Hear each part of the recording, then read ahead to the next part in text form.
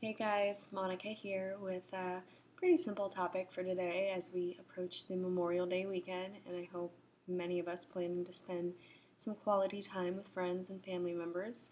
I thought I would talk a little bit about at least what I consider to be the lost art of listening.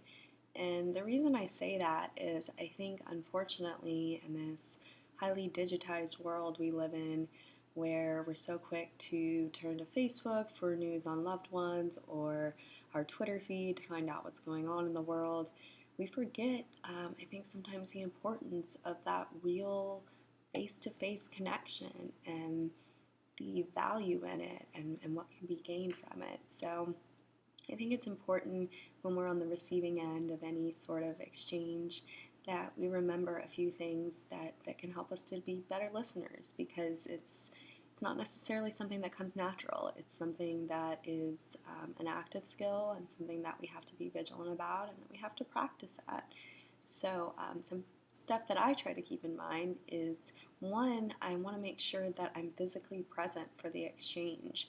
I want to make sure that I'm not getting sort of any really strong internal cues that this is a situation I don't need to be in, because I think we really have to trust our gut and we have to trust our bodies. And if we're getting some kind of message that this isn't an exchange we need to be entering into, we really need to look at that and we need to determine, okay, is this just a social anxiety situation, or is this really someone that I don't need to be spending time with?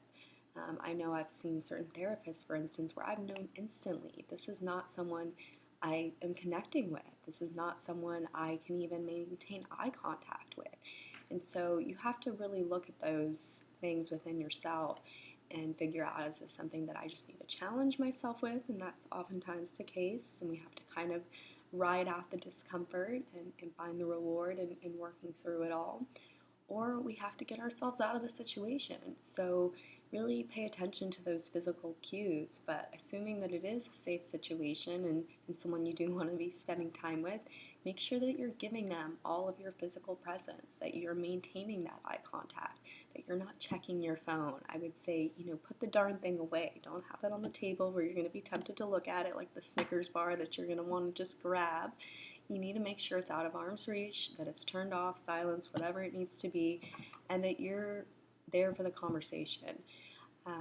Other than that, I think it's the obvious stuff. Don't cross your arms. Just give someone your attention, and then that requires, being physically present and showing them in a very sort of physical way that we care, because people will pick up on that much more than they will the things that we're saying. So that's number one. And the second thing would be to recognize the way in which you can give your loving attention, because some of us are going to be better at certain things than others. We're not all master advice givers, and we don't need to be. Oftentimes, our loved ones just want to vent. They want that sounding board. And so if we can be that for someone, that's powerful. That's huge. Don't diminish the importance of that. To really be there for someone and be able to take in whatever it is that's going on and not feel the need to jump in and fix it's a real blessing. So definitely give your loving attention in whatever way feels natural for you, whichever way feels most organic. So that would be the second thing.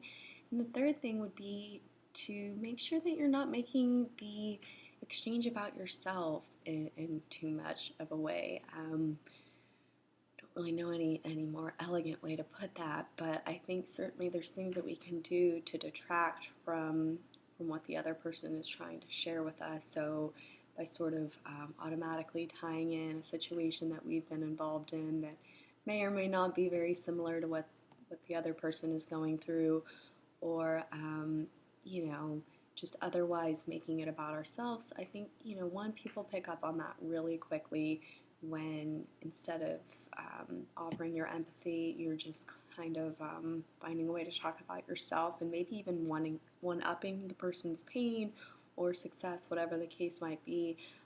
Make sure that that's not going on. But also, there's simple things that you can do to kind of really validate the other person and let them know that you're there for them and not just sort of your own ego gratification. And the simplest thing you can do is just ask questions. Instead of talking about yourself, ask them more about what's going on with them and their situation. And I think that automatically shows the person or the people that we're with how much we care. And so don't make it about yourself. Be physically present. Give your loving attention. And I think that you'll find listening is really sacred experience, and you can really learn a lot when you learn to listen. So good luck with these little tips. I hope that they are useful for you guys. And if you like this channel and you want to make sure to not miss an update, be sure to subscribe. Just click the little button there below. And until next time, thanks for tuning in, guys. Be well. Bye.